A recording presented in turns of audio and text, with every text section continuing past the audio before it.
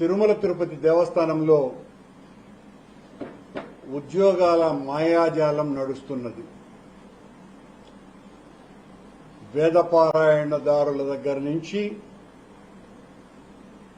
ఇంజనీర్లు, ఇప్పుడు కొత్తగా స్విమ్స్ లో 303 నియామకాలకు సంబంధించి నోటిఫికేషన్ను ఇచ్చినారు.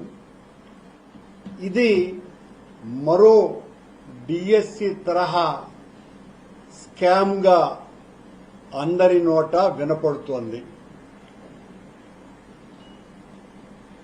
నిబంధనల ఉల్లంఘన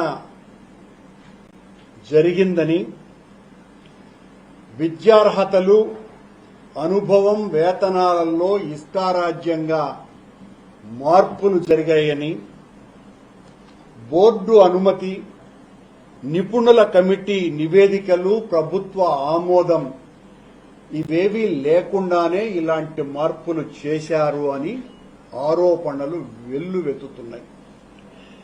దాదాపు 236 నర్సింగ్ పోస్టులకి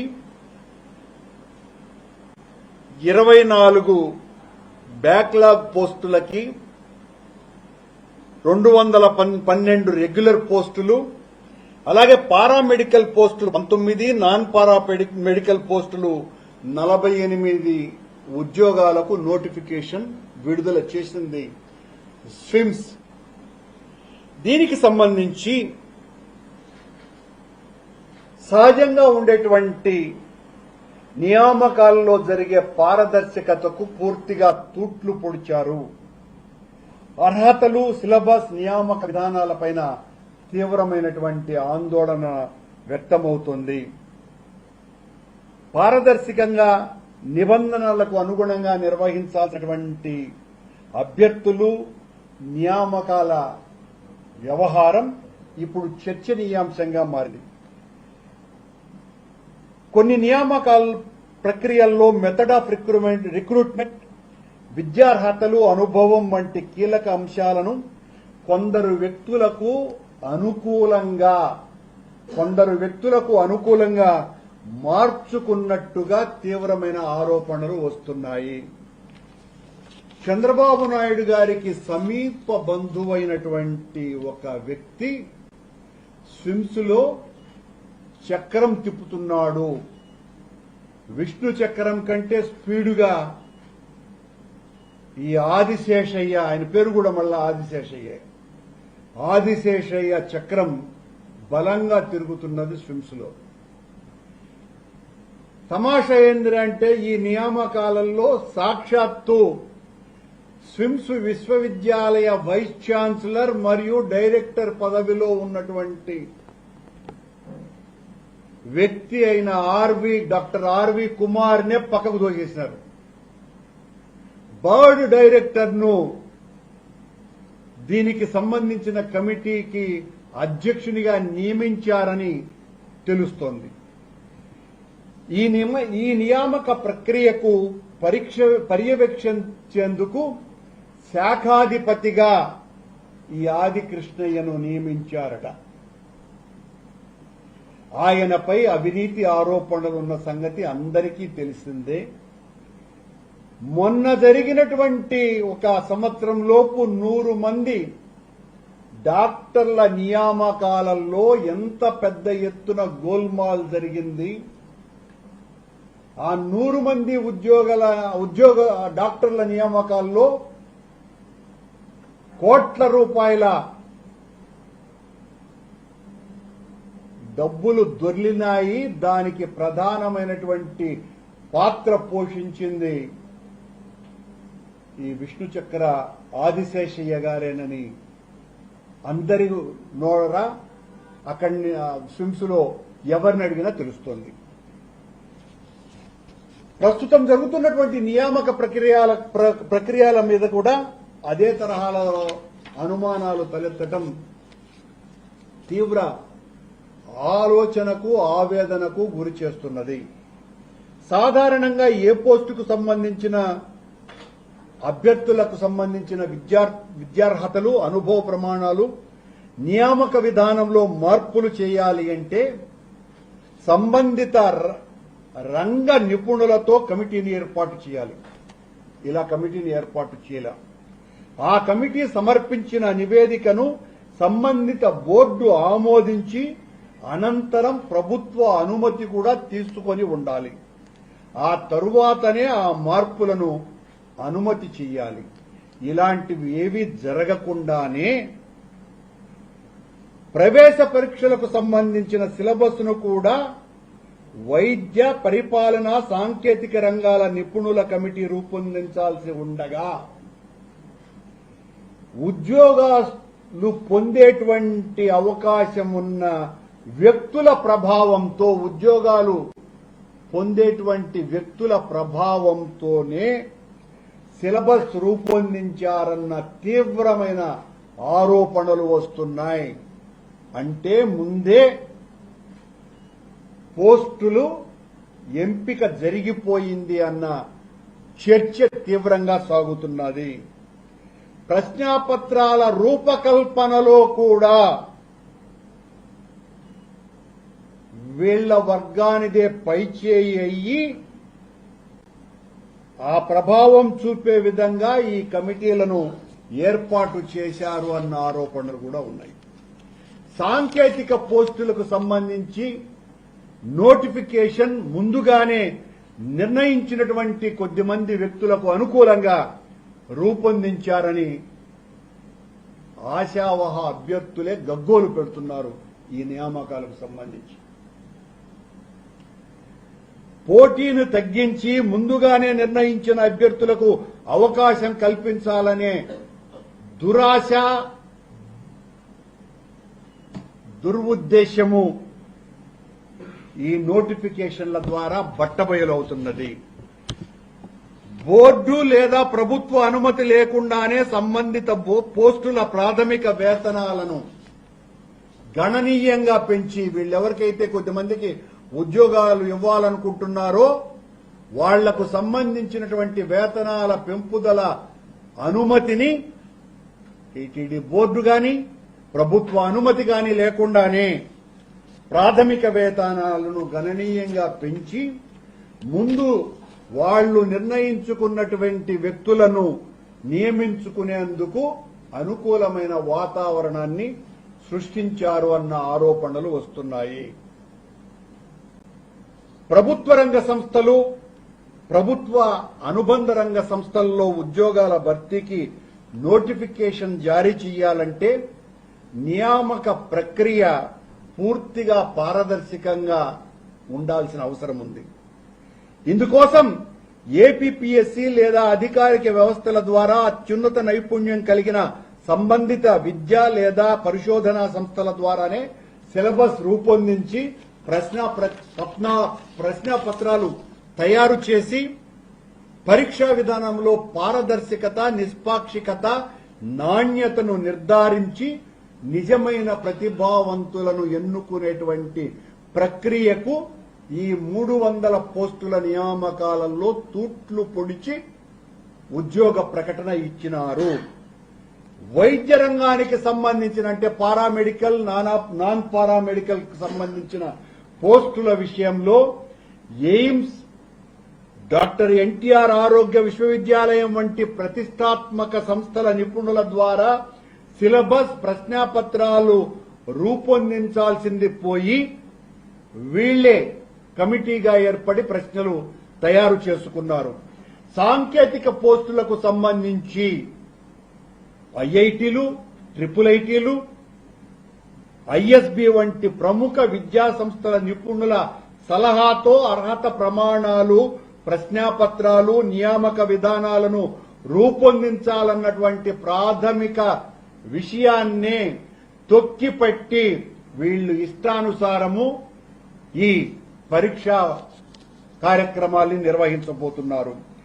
గ్రూప్ 1 కంటే తక్కువ స్థాయి ఉద్యోగస్తులకు సంబంధించిన సెలక్షన్స్ లో మెరిట్ ఆధారంగా అంటే పరీక్షలు రాసిన వాళ్లు ప్రథమ శ్రేణిలో ఉత్తీర్ణులైతే ఆటోమేటిక్ గా వాళ్లకు ఉద్యోగాలు ఇచ్చేటువంటి ప్రక్రియ దేశమంతా జరుగుతున్నటువంటి వ్యవహారం. కానీ ఇక్కడ పరీక్షా పత్రాలను ఈరోజు చంద్రబాబు గారి మానస పుత్రిక ఈనాటి విషకన్యలో కూడా రాసినారు. ఏమని? ఆన్లైన్ ద్వారా దరఖాస్తుల స్వీకరణ, రాత పరీక్షల నియామత్వం ఏపీటీ ఆన్లైన్ సర్వీసెస్ తో స్విమ్స్ ఒప్పందం కుదుర్చుకున్నది. పరీక్షల నిర్వహణకు సుమా, పరీక్షా పత్రాల సెలక్షన్ కాదు. అర్హత సాధించిన అభ్యర్థులతో ముఖాముఖి ఇంటర్వ్యూలు నిర్వహించి ఉద్యోగాలను ఎంపిక చేయబోతున్నారు. అంటే పరీక్షల్లో పాస్ అయినంత మాత్రాన మీరు ఉద్యోగాలకు సెలెక్ట్ కారు. ఈ ఉద్యోగ సెలెక్ట్ కమిటీలో ఎవరైతే ఉన్నారో వాళ్ళు సెలెక్ట్ చేస్తారు మిమ్మల్ని, ఈ ఉద్యోగస్తులు. ఇందులో ఎవరయ్యా మెంబర్లు, అధ్యక్షులు అంటే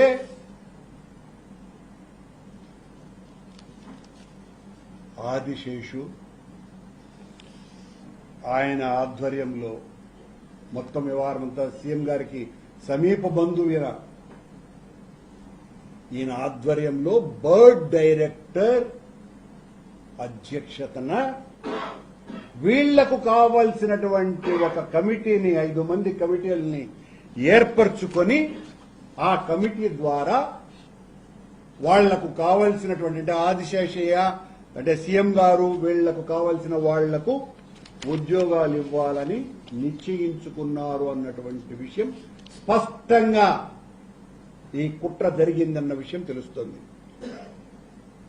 విశ్వవిద్యాలయానికి సంబంధించిన ఛాన్సలర్, వైస్ ఛాన్సలర్ కి అవకాశం ఇవ్వకుండా ఇతర సీనియర్ అధికారులను కూడా పూర్తిగా పక్కన పెట్టేసి డిప్యూటీ డైరెక్టర్ స్థాయి అధికారైనటువంటి ఆదిశేషయ్య స్విమ్స్ డైరెక్టర్ ని మూలకు తోసేసి విశ్వవిద్యాలయ స్థాయిలో నిర్వహించాల్సినటువంటి కీలక నియామక ప్రక్రియలో వాళ్లకెవ్వరికీ కూడా అందులో భాగస్వామ్యం కలిగించకుండా వీళ్లే 303 నర్సింగ్, పారామెడికల్, నాన్ పారామెడికల్ పోస్టులను అమ్ముకునేటువంటి కార్యక్రమం చేస్తున్నారు. 100 ఉద్యోగాలు డాక్టర్ల నియామకము అలాగే జరిగింది. ఈ రోజున స్విమ్స్ లో మరో డిఎస్సి పరీక్షల కంటే, సెలక్షన్స్ కంటే దారుణంగా ఈ రకమైనటువంటి సెలక్షన్ కు అవినీతికి తెర లేచింది. తిరుమల తిరుపతి దేవస్థానాలు కేవలం ఒక ప్రభుత్వ సంస్థ మాత్రమే కాదని, కోట్లాది మంది భక్తుల విశ్వాసాన్ని, వేద సంస్కృతిని, ధార్మిక పరంపరను ప్రతిబింబించే పవిత్రమైన పీఠం అది. అలాంటి మహోన్నతమైనటువంటి సంస్థలో చేపట్టే ప్రతి నిర్ణయం, ప్రతి నియామకం, ప్రతి పరిపాలనా చర్య ప్రజల విశ్వాసానికి ప్రతిరూపంగా నిలవాలి. అందుకే నియామక ప్రక్రియలో పారదర్శకత, పక్షపాత రాహిత్యం, ప్రతిభ, ప్రామాణిత అనేటువంటి 3 ప్రమాణాలు నిర్దిష్టంగా అమలు కావటం అన్నది అత్యంత అవసరం.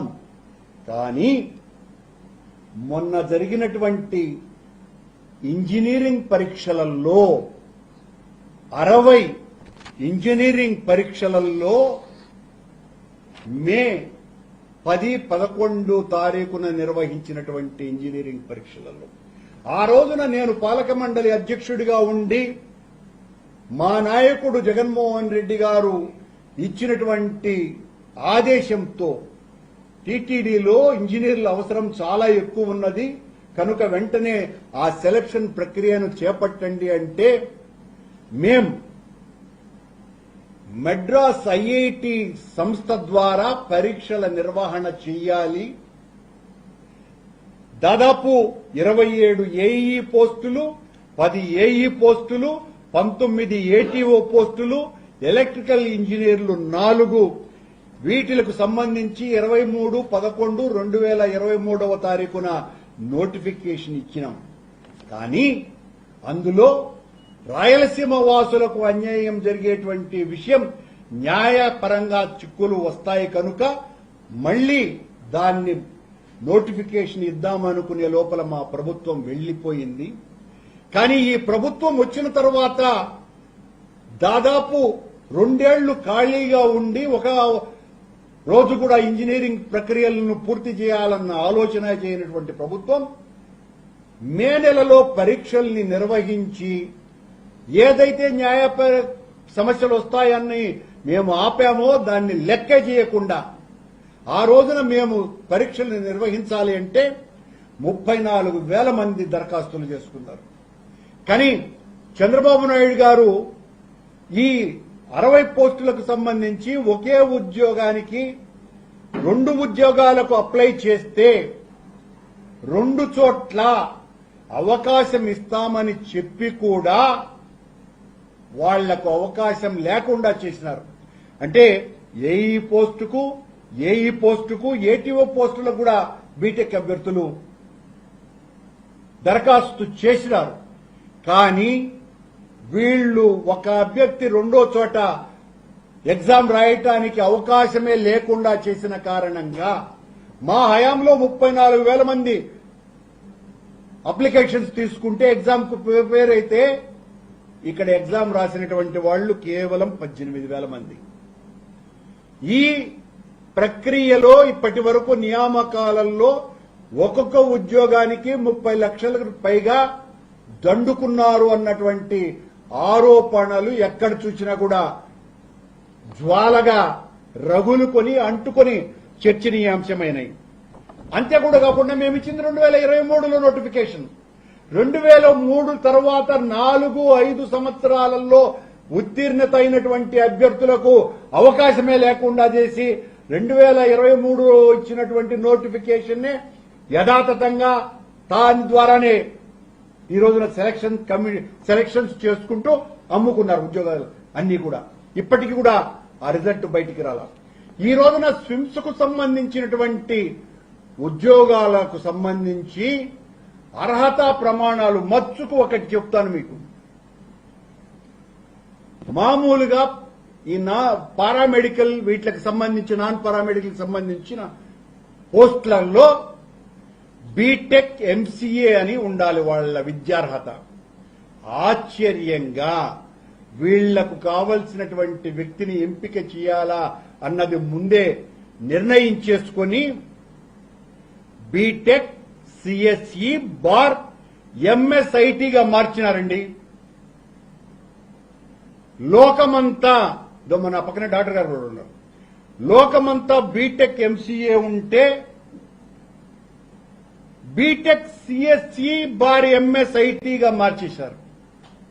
ఇలా ఈ రోజు వదిలినటువంటి 303 ఉద్యోగాలలో చాలా వాట్లకు ఈ రకంగా వాళ్లకు కావాల్సినటువంటి వాళ్లను నియమించుకోవాలని ఈ రకమైనటువంటి మార్పులు చేసినారు.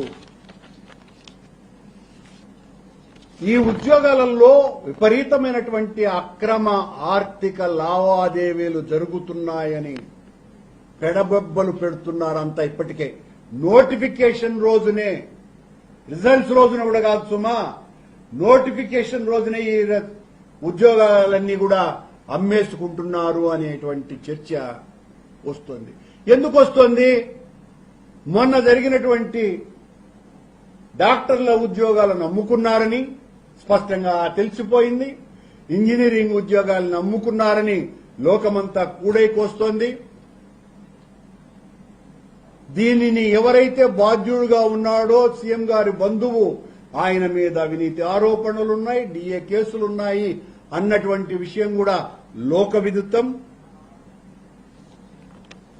నియామకాలకు సంబంధించిన అర్హతలు, ఎంపిక ప్రమాణాలు, మెరిట్ జాబితాలు, రిజర్వేషన్ అమలు, ధృవీకరణ మొదలు వంటి ప్రతి అంశాన్ని ప్రజలకు అందుబాటులో ఉంచి ఉంటే ఈ అనుమానాలకు తావు వచ్చి ఉండదు.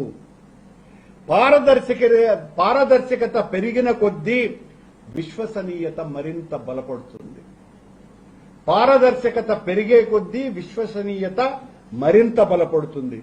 గోప్యత పెరిగే కొద్దీ గుసగుసలు, అపోహలు, అనుమానాలు, ఆరోపణలు కూడా వస్తూనే ఉంటాయి అన్న సంగతిని లెక్కే చేయకుండా ఈ ప్రక్రియ అంతా కొనసాగిస్తున్నారు. టీటీడీ లాంటి అతిపెద్ద పవిత్ర పుణ్యక్షేత్రంలో ఉద్యోగం అన్నది కేవలం ఉపాధి అవకాశం మాత్రమే కాదు, అది శ్రీవారి సేవకు దక్కేటువంటి ఒక పవిత్రమైనటువంటి అవకాశం. అది కేవలం ఉద్యోగమే కాదు, స్వామి దగ్గర పనిచేస్తున్నాము అన్న ఒక పవిత్రమైన భావనతో చేసేటువంటి సేవ అది.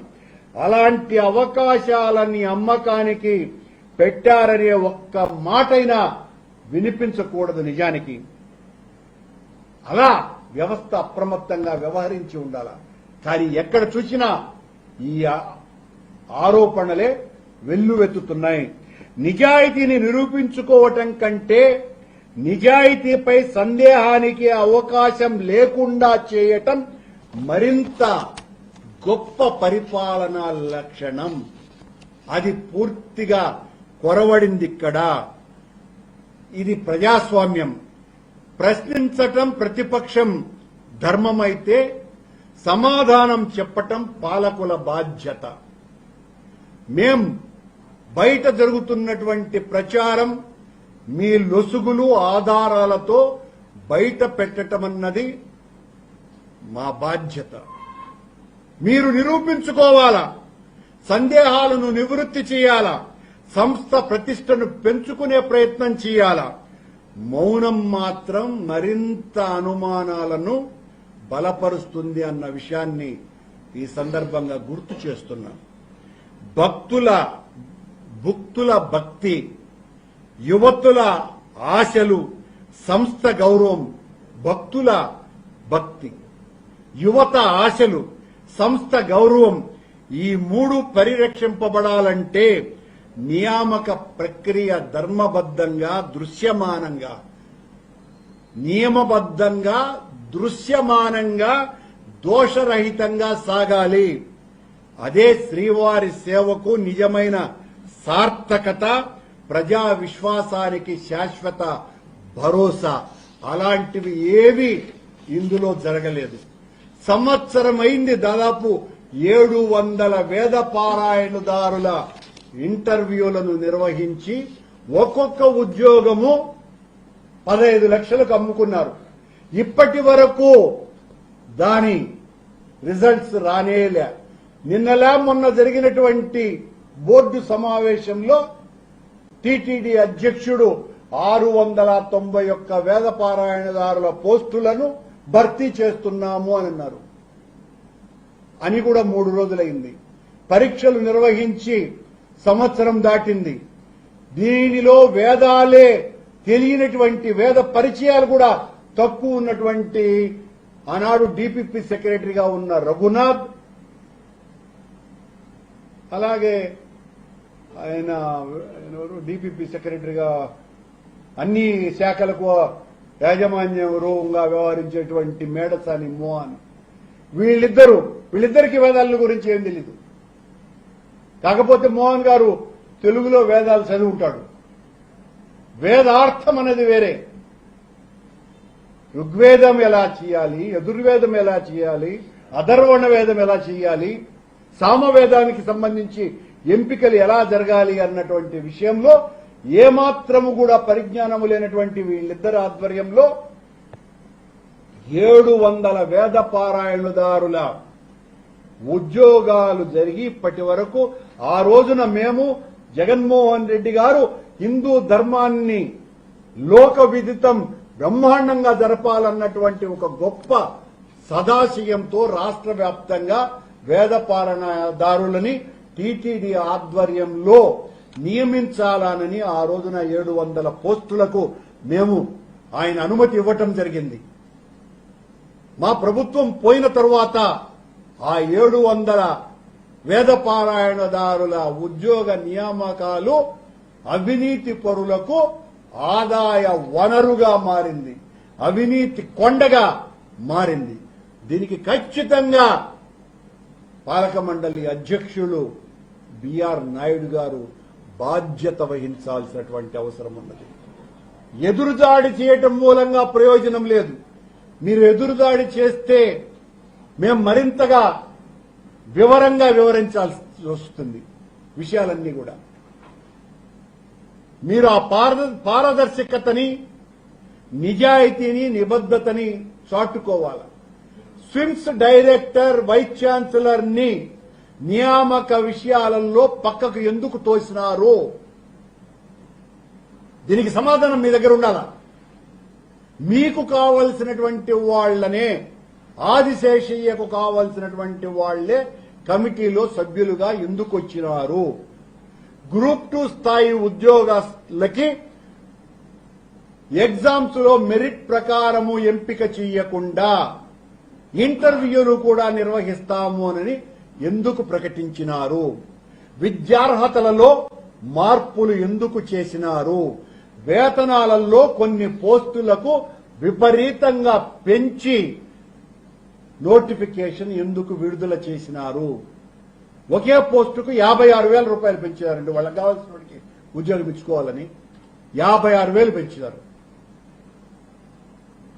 ఇంత దారుణం అత్యంత పవిత్రమైన పుణ్యక్షేత్రమైన స్వామివారి దగ్గర జరుగుతున్నది. ఇది డిఎస్సి అక్రమాల కంటే, అవినీతి కంటే, ఎందుకంటే దేవుడి దగ్గర జరుపుతున్నటువంటి నియామకాలు కాబట్టి అంతకంటే ఘోరము, అపచారము, అవినీతిమయము అని తెలియజేస్తున్నాం.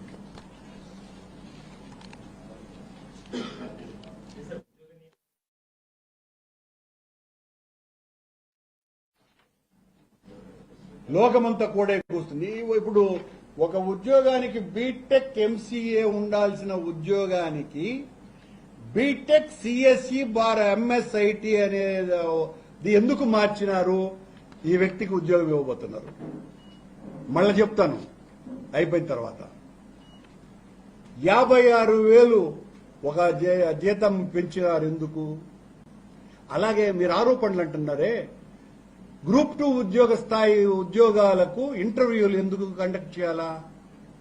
అత్యున్నతమైనటువంటి ప్రమాణాలతో ఐఐటి లాంటి సంస్థలు లేదా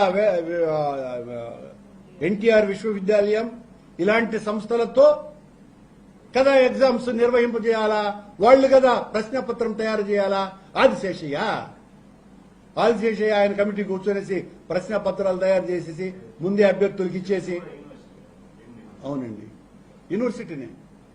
అంటే సహజంగా మనం ఎగ్జామ్ జరుగుతున్నప్పుడు ఇతరులకు చేత నిర్వహించటం అన్నది ఆనవాయితీ కదా. అలాంటిదేం జరగలే ఇక్కడ. పారామెడికల్ వీటిల పోస్టులకు సంబంధించి ఐఐటి వీళ్ళ కదా జరపాలా? ఐఎస్బి వీళ్ళ చేత కదా చేయించాలా? మరేం లేదే.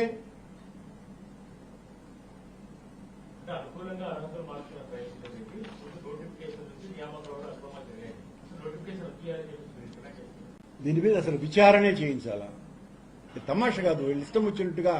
ఇప్పుడు ఉద్యోగ కల్పన అన్నది ఒక గొప్ప మహత్తరమైనటువంటి విషయం. ఉద్యోగాల అమ్మకం అన్నది ఘోరమైనటువంటి పాపం. ఆ పాపం చేయకూడదు. అది జరుగుతుంది ఇక్కడ. వేదపారాయణదారులు అంతే, టీటీడీ ఇంజనీర్లు అంతే. ఎవరైతే నిజమైన అర్హుదారులు ఉన్నారో వాళ్లకు కాకుండా మీ ఇష్టం వచ్చినట్టుగా ఇచ్చుకుంటారండి. మీకు భజన చేసేవాళ్ళని, డబ్బులు ఇచ్చేవాళ్ళని వీళ్ళని సెలెక్ట్ చేయడానిక ఈ నియామకాలు జరిగేది?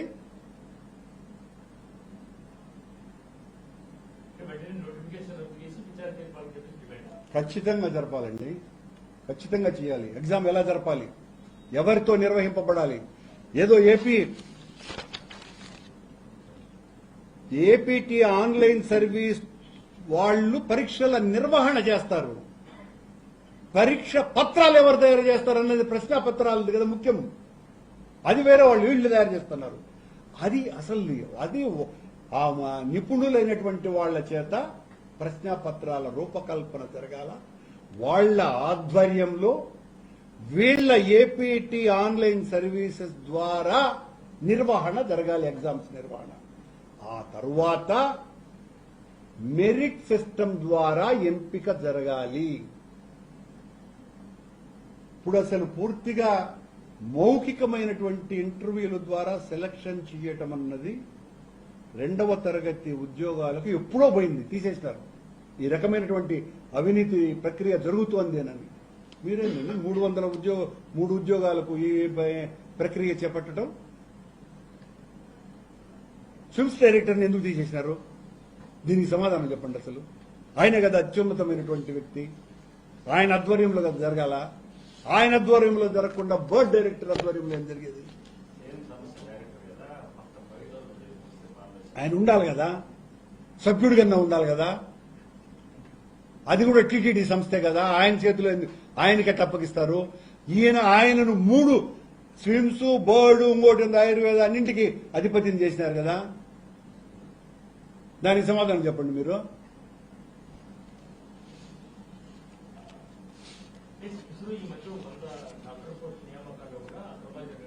అవునండి.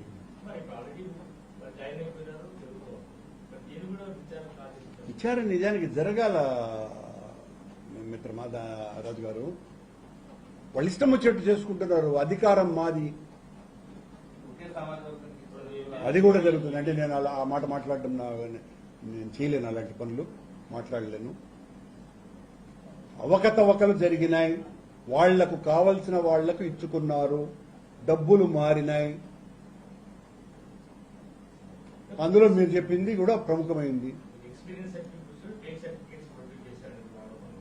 ఉన్నాయండి, ఉన్నాయని అంటే నేను ఆధారంతో నా దగ్గర లేదు కాబట్టి అది కూడా ఆరోపణ కూడా ఉంది. ఫేక్ సర్టిఫికెట్లు కూడా ఉన్నాయండి.